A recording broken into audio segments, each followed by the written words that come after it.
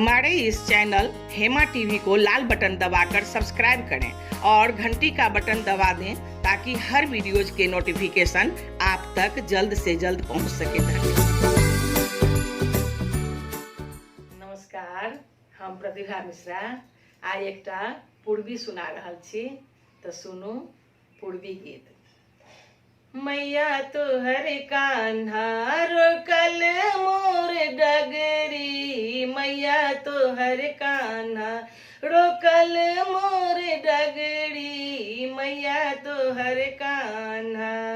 पनिया भरन हम जाई पन घाट पर, पनिया भरन हम जाई पन घाट पर, कंकड़ी चला हो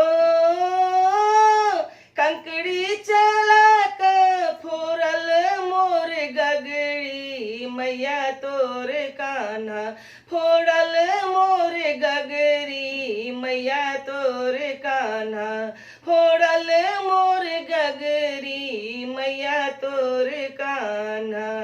दही बेचन हम चललौं वृंदावन, दही बेचन हम चललौं वृंदावन, दही श्याम मांगे हो,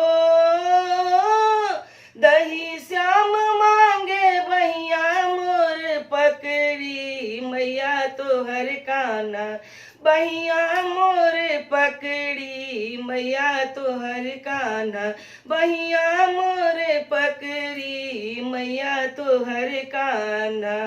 दही छीन खैलनी मटुकी सब फोड़लनी, दही छीन खैलनी मटुकी सब फोड़लनी, मटुकी सब फोड़लनी हो,